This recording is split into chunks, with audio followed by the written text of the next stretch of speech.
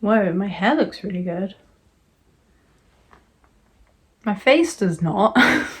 If I could go right back to the start, right back to when I first started writing, when I first thought, wow, I want to be an author when I'm older, there's just so much that I would change. I don't normally do this hi, welcome to my channel sort of thing. I normally just get right into it, but I thought I'd give a bit of context for this video. Hi, my name is Sarah Catherine and I'm a published author. I wrote this book. I actually have the hardback copy with me today because I realized I never like show this off in, whoa, it's really shiny. I never show this off in videos because it was kind of just like a one-off little thing. It was the 1-year anniversary edition. I published this little hardback. If you read the book, you understand the significance of the cover. And yeah, I was looking for my paperback copy. Actually, there is one on my book stack over there, but I was looking for this one, the one with all the annotations in it. And I found this one with it because I put them away together, obviously. And I flick through and I see the little graphics that they have at the start of the chapters, which is not in the paperback. Oh, just so cutesy, and I can't believe I haven't like looked at this. It's my own book. Slight deviation from the point there. I wrote this book, I published it when I was 18, I'm now 20.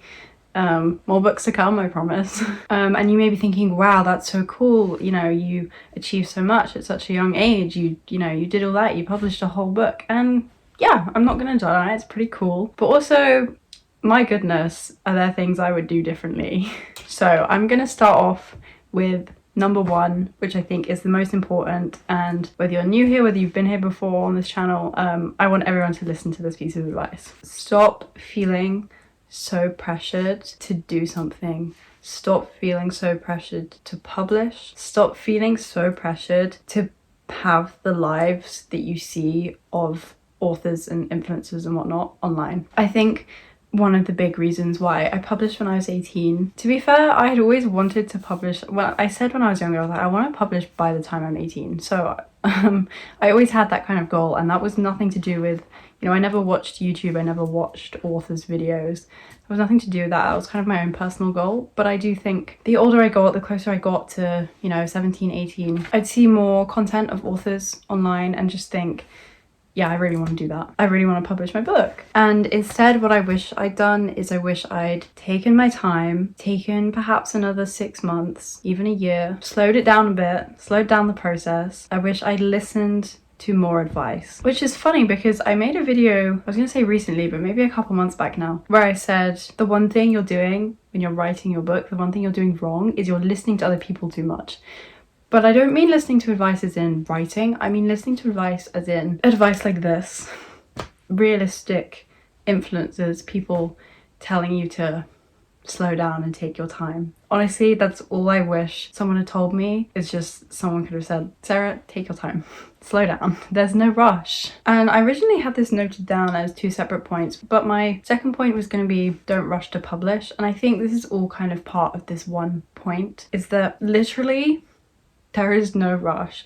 If you want to publish a book, you can. But also, if you want to publish a book but you know it's not ready, you don't have to publish that book. You have so much time. The difference between publishing when, let's say you're 21 and you're in your last year at uni and you want to rush to publish this book, the difference between that and waiting a year until you're 22, you've had a summer off, but now you're in like a stable workflow, in a stable job where you know you have time at the weekend and time in the evenings to work on it. The difference between 1 year of your life and the next could be the difference in how incredible this book comes out. Yes, ultimately it's going to be a similar final product if it's the same book, but even between, for example, the first and fourth draft of A Silent Curse, we went from, right, I just recorded a whole thing where I said the difference between the first and the fourth draft, but I can't say that because it's just a massive spoiler.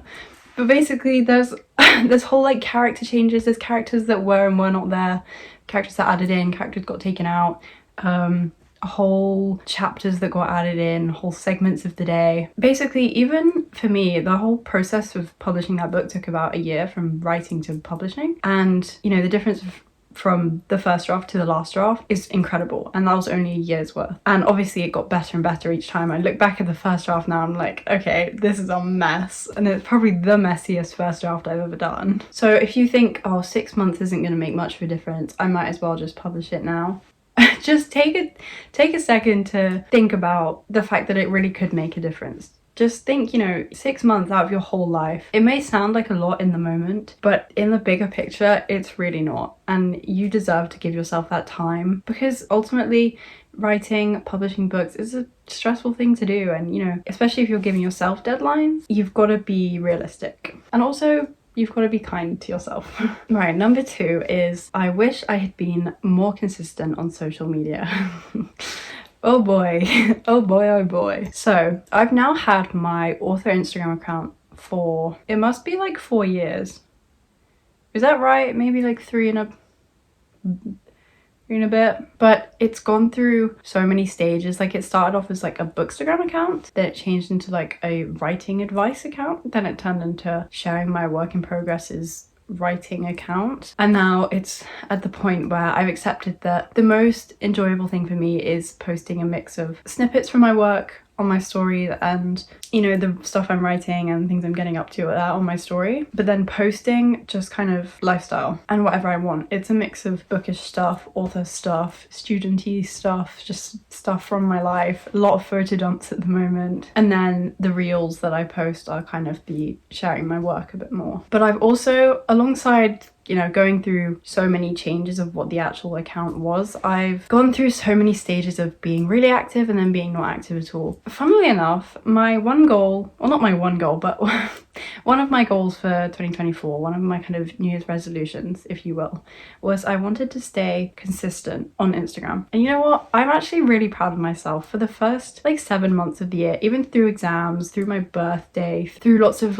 uni stuff, I managed to stay consistent. Not that I posted every day, but I just stayed active. I'd post every other day and then put something on my story every day and made sure people knew I was there, replied to messages, stuff like that. I had a bit of a bump in the road when I went back to uni, because it was kind of that mix of dealing with both uni and hobbies. But we're kind of back up on it now, and I'm back being consistent. So I am very proud of myself this year, but if I could go back and change anything, I would have just stayed consistent on Instagram. And when I say quality over quantity, I really mean it, because I would genuinely, for the past couple of years before this year, I would go through it'd be a month where I'd post every day. I'd post twice a day, plus posts, plus stories, plus replying to messages, plus doing giveaways, plus doing blah blah blah. And then I would lose all my motivation because I burnt myself out, and then I would just drop off the face of the earth and not reply to anyone on that account for ages, and just not have the heart to go back on it until I found some motivation again.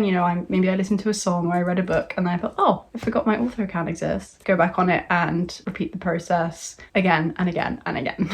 And basically what that's done is, over time, the Instagram algorithm despises me. I went through a long period of time where I was shadow banned. I've been through points where basically my engagement is just a trough. It was just really rough. I definitely struggled with engagement. Even if I was posting things where other people were getting loads of views, I just wouldn't be. And don't get me wrong, I'm actually really not focused on views on Instagram, because Instagram is the one place where I love just posting whatever and just having fun. But it was a little bit disheartening, I'll be honest, to be posting every day and they'd be getting 200 views on reels, because Instagram just hated me. They were like, what is this account? What are you doing with this?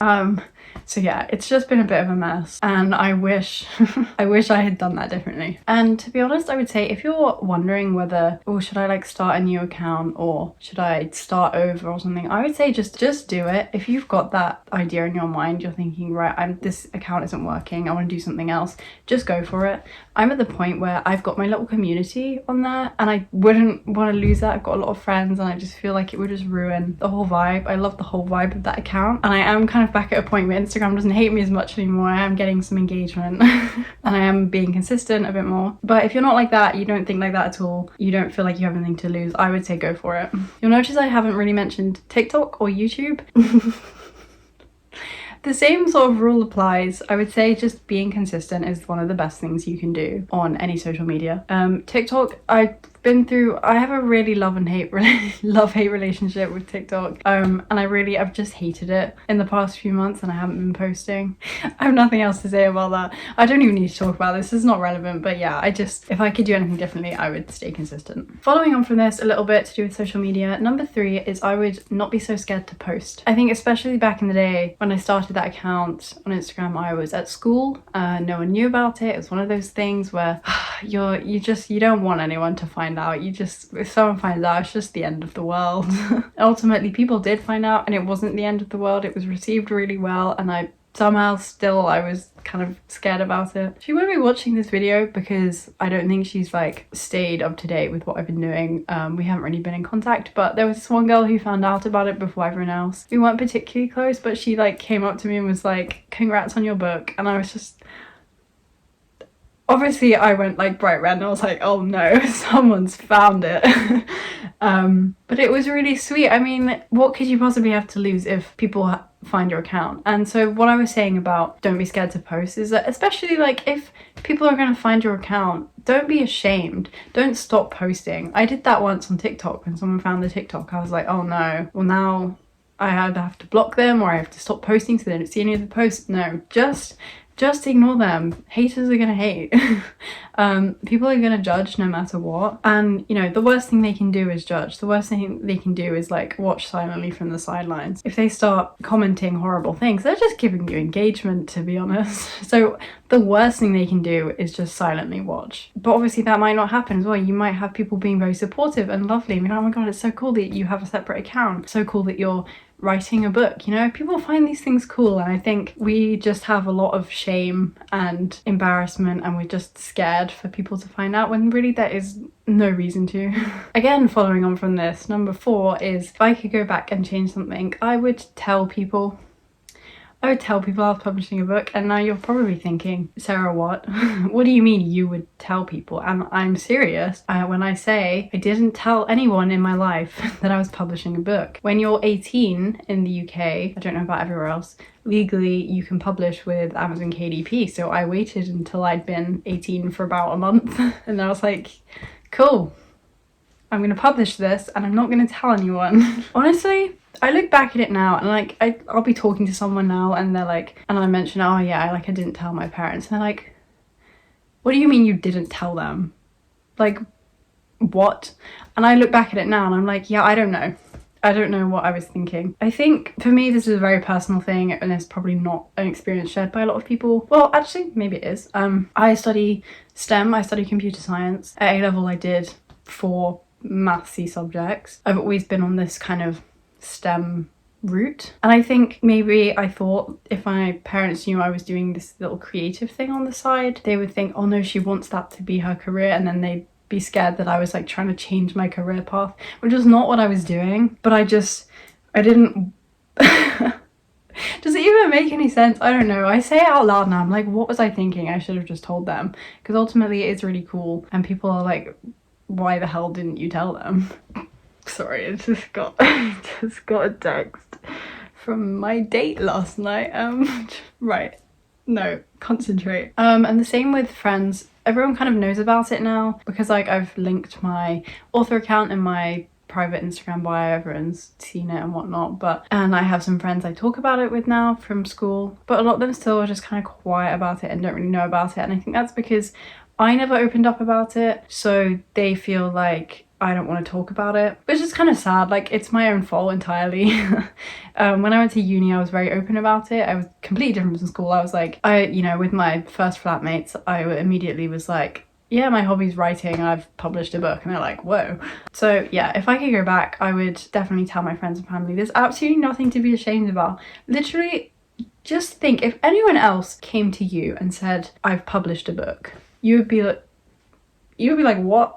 Like, that's really cool. You wouldn't sit there and think, ew, what a nerd, you know? I think that's what I was terrified of people thinking, or I don't even know what I was thinking. When you're in school, you're just terrified of what everyone thinks. You're constantly aware of what people are thinking. It's just not a great environment in that sense. But yeah, I wish I hadn't been consumed by that kind of fear, if you will. Now I have some kind of more specific ones that are less general advice, probably stuff that you haven't really heard before, to be honest. Starting with number 5, I would have planned beyond that first book.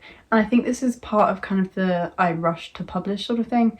I wanted to get that book out so badly that I didn't plan anything really beyond that. There was a time where I was writing a sequel. Yeah, actually, fun fact, if any of you have read the this book, I say the first book, just the book, you're probably thinking, how on earth is there a sequel? It's actually not possible to have a sequel to this because of the way it's written. But there was, and there is, and in my mind I know exactly what happens, but I kind of think it's more impactful that I never published the sequel. Actually, I never finished writing the sequel. I wrote like 10,000 words and I decided I didn't want to. Actually, you know what? Little Easter egg. The original sequel title would have been A Foul City. So it was A Silent Curse and A Foul City. And while this one is like blue and it has like the water effect because that's relevant to something in the book, the second one would have been red with like fire effects. I literally had the book cover and everything. God, this is crazy. I'm revealing so many Easter eggs today. But yeah, in the end I didn't end up writing it. Obviously didn't end up publishing it, but there's a whole idea for what happens after this, and I just think it's so funny when people find that out, people who've read the book, and they're like, but that's not possible. What do you mean by that? But yeah, so I didn't really have a plan. Like I said, I kind of started writing that and I gave up. And then I just didn't have a plan to publish anything further than that. My next biggest main project that I wrote after that, which is actually finished now, I need to read through like the beta reader stuff because my beta readers have left comments and I haven't got round to reading it, and I'm pretty sure they're all done at this point, or most of them are done, and I feel really bad. I need to get on to reading them. Anyway, my biggest project, which is now, yeah, 4th draft sort of stages, I don't want to publish, which sounds really silly, but I just think I want to, I've especially learnt from this first book that I just want to give it so much time because this project is really special to me, and it's really important to me with all like the themes and the characters and whatnot, that I just want to give it as much time as possible for it to be the best version of itself that it can be. Especially because I know right now I couldn't afford an expensive cover artist, but I really want, I have such a clear vision of what I want the cover to be, and I can't do it. This cover I did myself because it's pretty basic. I still like it, I'm not gonna lie. But yeah, I wouldn't be able to do that myself. There's just so many aspects that I can't do right now, can't afford to, either in terms of time or money. So I'm not publishing that. I now have a plan. I've now finally announced to the Instagram that in 2025 I'm going to be publishing my next book, and it's going to be a mystery, little murder mystery. Yeah, if you want to know about that, if you're interested in that, it's like a small town murder mystery, very much themes of like friendship and betrayal and all that jazz. My Instagram will be linked below, so you can go check that out if you want. It's one of my pinned posts at the moment. Don't have a date yet, but I will be publishing it in 2025. I will That might be a lie, it might end up being 2026, but anyway. So yeah, I finally have a plan now, but that's about 2 years on from publishing the first book, and I wish I'd just thought ahead a little bit more and thought, right, what do I want to do after that? Even if the thinking ahead was just thinking, I don't want to publish anything, I don't want to do anything, I'm just going to end it. I wish I'd just thought ahead. It's getting a bit dark, so I'm gonna have to kind of hurry up and finish this video. Are we on number 6? Number 6, I think, is I would read more indie books. If I could go back, more indie published books.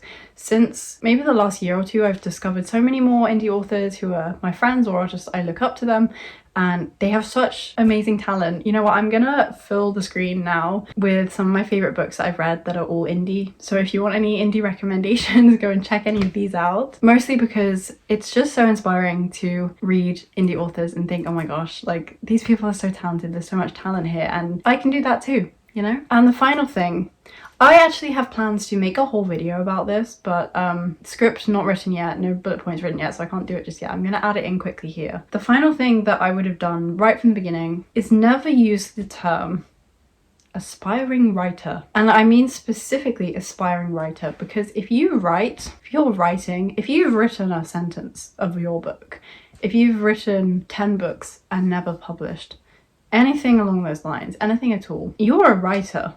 You're not an aspiring writer, you are a writer. And that's just such a little thing that is so kind of, people think it's unimportant, but actually I think it is really important. Don't label yourself as an aspiring writer, because that's what I used to do. And let's say when I was about 17, when I was writing the first draft of A Silent Curse, At that point I must have written 3 books. I think this was like the 3rd one, not including little like novellas and stuff. So I'd written probably like 5 substantial pieces of work. Obviously they weren't great. I would have written them starting when I was about 12, but that's not the point. I was still a writer, and I was labeling myself an aspiring writer, and I just wish I'd never done that. I wish I'd appreciated that my hobby was valid. Does anyone understand what I'm saying?